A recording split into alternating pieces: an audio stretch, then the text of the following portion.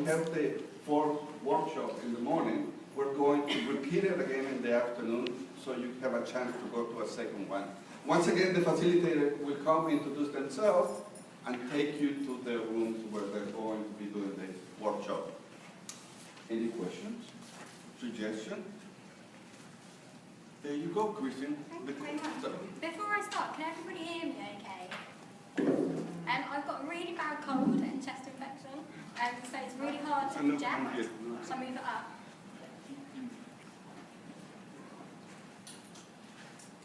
Is that better? No? Shall I hold it? If I speak like that, is that a bit better? Yeah. Okay, brilliant. Okay, so as Henry said, I'm Kirsty Vidyard. I'm a postdoctoral researcher, sociologist, and instructor within the School of Disability Studies here at Ryerson.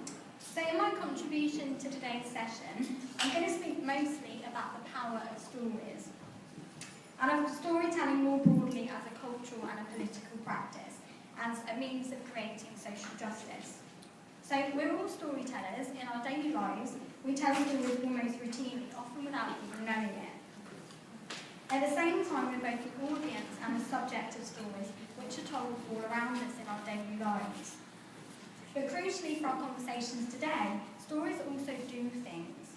Stories can, if voiced and heard, be productive, useful and valuable. Stories can define a place and a people. They can offer a sense of collective experience. Sorry, my coughs are going to be really loud as well.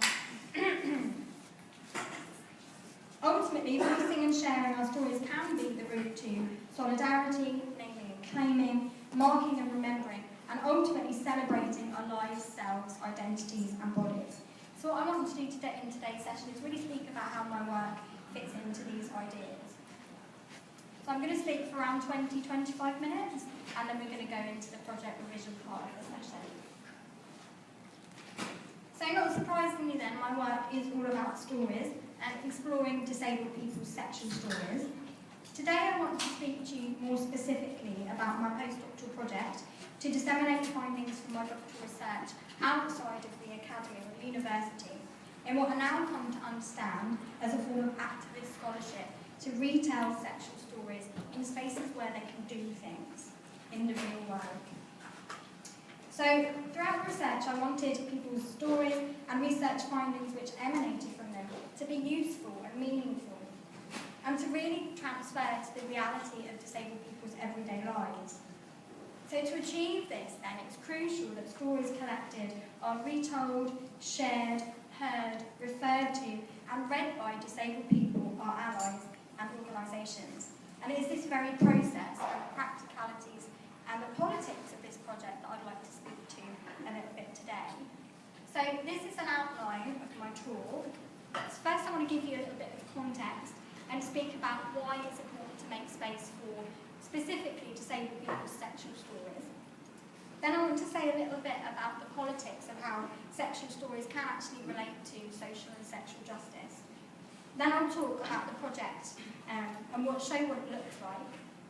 And finally, I'll try and draw some conclusions from all this. So my doctoral research explored disabled people's experiences of sex and sexuality, of intimacy and of love.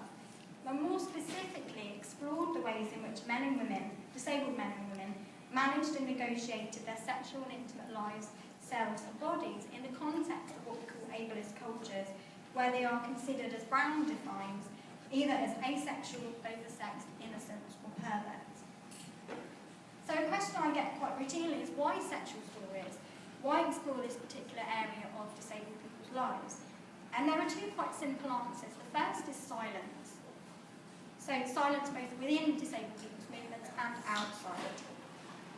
Now, disabled people have a sexual history that is characterised largely by oppression and discrimination, and much of their sexual history in the past has been overlooked within both academic and activist contexts in favour of a focus on disabled people's social and political histories.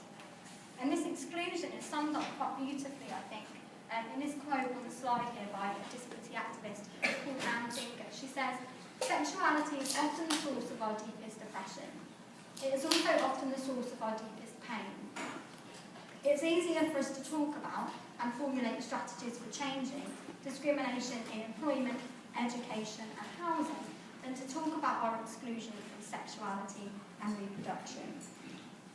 So what Finger is saying here essentially is that our fights for gains like civil rights, anti-discrimination legislation, community integration and environmental accessibility took precedent, and as such marginalised the injustices that disabled people face within their private, intimate and sexual lives. Now the second, and I speak as a disabled woman here first, is that our sexual oppression remains extensive. So it takes place through our forced sterilisation, which still happens, through our higher rates of sexual and intimate partner violence, through the cultural and political denial of our sexual subjectivities, our sexual selves, through the chastising and punishing of our sexual desires within institutional spaces like group homes, through inhibiting our rights to love and be loved, through systemic barriers within sexual and reproductive health care, through denying our rightful access to sexual support, information and education, and really through the customary shaming of our sexual lives and bodies. So to me, these oppressions or injustices, which reach right to the heart of our very personhood, cannot remain in the shadows.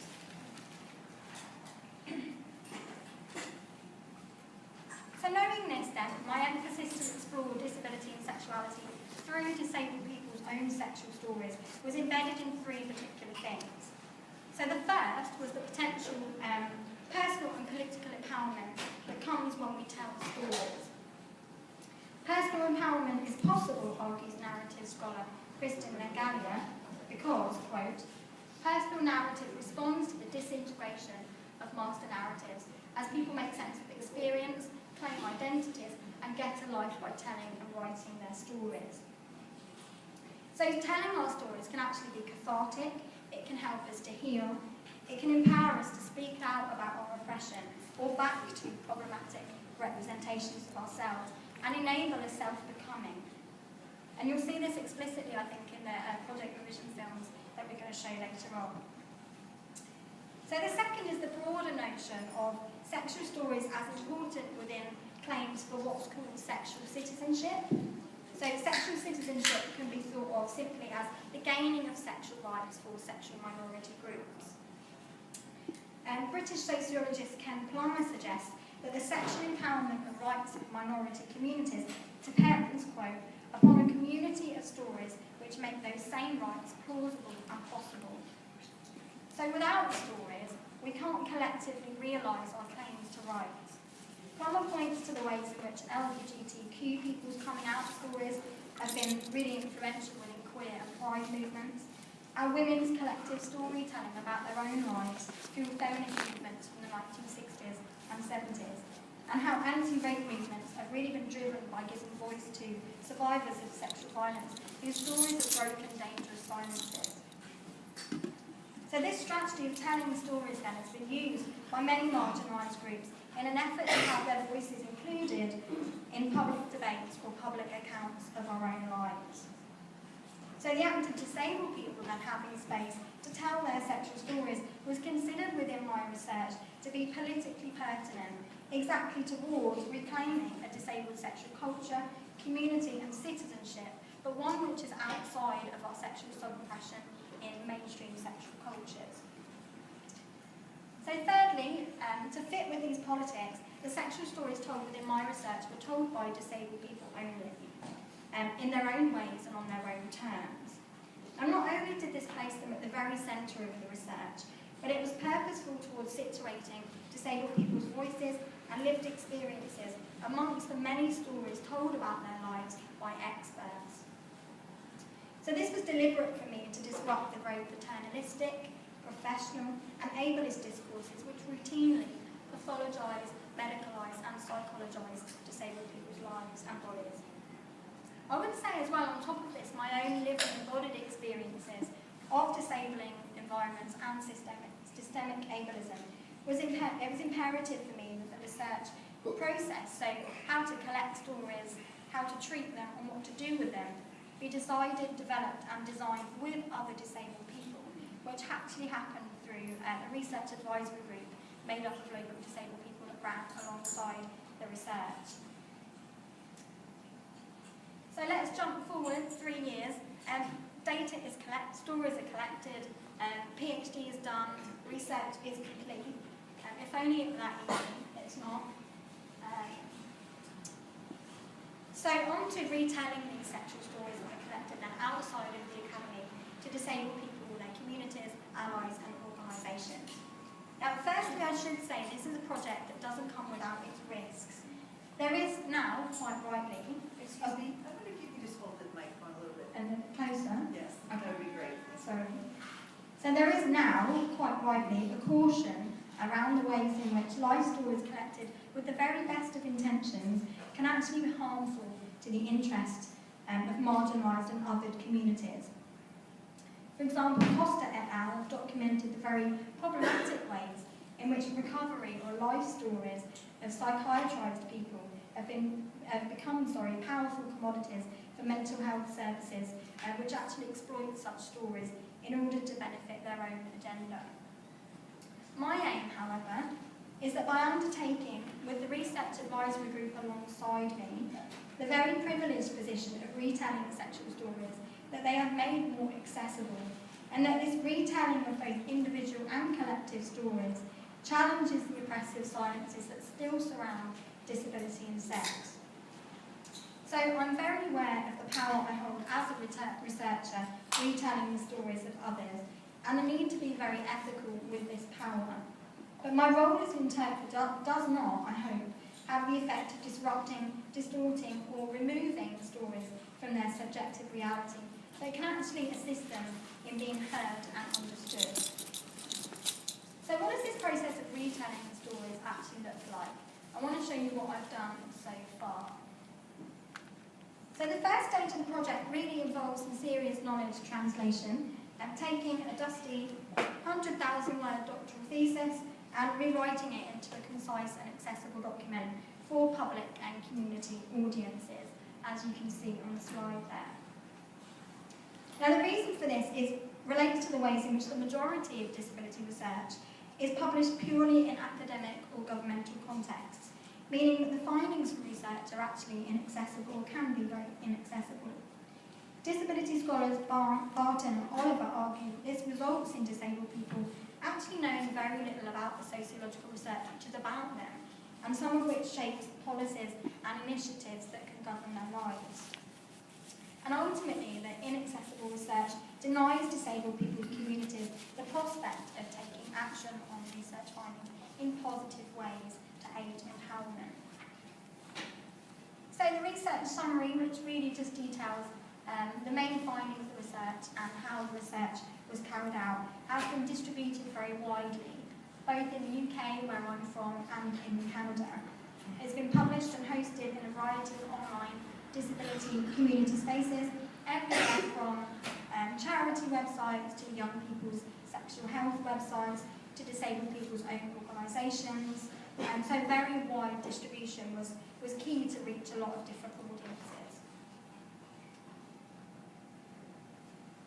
Okay, the slides kind of jumped out a little bit, but get the gist. So the second stage involved communicating people's stories within non-academic articles or features for community-based publications or magazines. So the purpose for this, particularly like with the research summary, was to ensure that the knowledges produced within the research were located in spaces and communicated in ways where they were most accessible to a public audience. Now, while I found writing these particular pieces quite exciting because they offered the opportunity to introduce real people with real lived lives into our conversations about disability and sex, it wasn't always an easy and problem-free process, particularly when it came to the ways in which informant stories were both represented and presented. So in terms of representation, I found that editors of these publications quite often wanted happy stories or positive stories, and generally positive summations of research findings, and didn't want to give the same attention or space to stories of sexual violence, oppression, and discrimination. In terms of presentation as well, this could be really problematic. Just to give an example, I wrote an article for a disability publication called Disability Now, which is based in the UK, and it centred on one key finding from the research. So this particular finding that I was talking about related to the ways in which heterosexual disabled male informants, as heterosexual men in patriarchal cultures, really have access to or could exercise greater social and sexual power than disabled women. So this article was, without any irony at all, accompanied by this very typically heteronormative image of a wheelchair-using man, fully clothed, bizarrely dressed like a cowboy, not really sure what that's about, surrounded by a semi-naked woman in what looks like kink clothing and with thigh-high leather boots. To me, it just looks like a really bad 1970s porn set. So this image was placed alongside my article, and I'm not highlighting this because of my own sexual prudishness at all, but more about the ways in which this particular image, which was actually placed in my article and without any knowledge of mine or consent, was actually really out of touch from the themes that I was discussing in the article, and also that it might potentially be alienating for many disabled women and others, and also disabled men, I would add, who were written out of this quite pornified and masculinist depiction of disabled sexuality. So that's just an example of how it can go a bit wrong. So moving on, the third stage involves speaking at community and practitioner conferences and organisations, and also speaking within the media as well. Working with the media, not surprisingly, also wasn't unproblematic. And much of the media work I undertook was instigated by the release of the Hollywood film Sessions. Has anybody seen it? A few people, okay. And so the film told the story of a true story of disabled man Mark O'Brien exploring his sexuality via a sex surrogate. So the film, upon its release, was actually really successful. Cue the media suddenly wanting to write lots of coverage about many of the issues depicted within the film. Now, while it was considered widely positive that the media were engaging in these topics, and it was, the routine conversations and dialogues which emerged around disability and sex were actually really confining. For example, as a commentator, it was tricky that in that much of the media wanted experts to take this for or against position regarding sex work, sexual surrogacy, and disabled people. Is it right or wrong for disabled people to pay for sex? Was the general gist. And in my case, this actually worked against the very nuances and complexities which had emerged from men's own stories about sex work, told within my research. I also found the media's inevitable focus on the sexy and the seductive spaces drew attention away from what could be considered the many less sexy spaces in terms of disability and sexuality. So factors which were actually much more central within participants' stories within the research. Things like a lack of access to adult social and sexual spaces, the social causes of sexual oppression, and the difficulties of finding and obtaining sexual support. Lastly, in these conversations, representations of sex work and disability seldom moved past disabled people paying for sex is either a lascivious dalliance or an affirmation of masculinity and humanness. So talk rarely extended beyond heterosexual disabled male desire, pleasure and practice, which actually left me with little space to speak about the sexualities of disabled women and LGBTQ disabled people, aside from marking their absence. Now, to me, this really underscores the notion of risk that I was speaking about earlier, and I'm left questioning now whether it was ethical to disseminate these very intimate and intricate stories within a very typical voyeuristic media vacuum, one which is disinterested in wider context and which relies heavily upon ableist, sexist and heterosexist discourse to tell sexual stories that we read about. So the fourth stage has involved a more unbounded community engagement, which has been much more fulfilling for me. And it involves taking the stories, the findings and the knowledges which emerge from the research directly into community spaces. So So this type of work embodies what sociologist Michael Burroy calls organic public sociology. Burroy defines this both clumsily and without any hint of his own elitist irony, I would say, as sociologists taking sociology to the trenches. I view it, however, much more along the lines of applied sociology. That it is really just sociologists or researchers using their expertise to participate more actively in public and community life. So I'm currently working on two related community-based projects, and I'll just mention these very, very briefly. So the first is with the Rose Centre for Young Adults with Disabilities, which is a user-led organisation which strives to make space for young disabled people in Toronto to tell their sexual stories. So the Rose Centre really embodies sexual storytelling in action and realises the potentialities for relationships, communities and cultures which can be nurtured through having safe spaces to tell our stories. So the second project involves working within a UK-based multidisciplinary team which is actually creating a national toolkit of best practice regarding sexual support for young disabled people specifically. So young disabled people's lives, it's a key time in our lives when we are denied sexual agency, access and autonomy, but also crucially support, education and information. So my role within this project, as I see it, is to bring forward the voices of young people from the research, to contribute what the research uncovered about youth, sexuality and disability in order to inform the best practice of the other professionals in the team.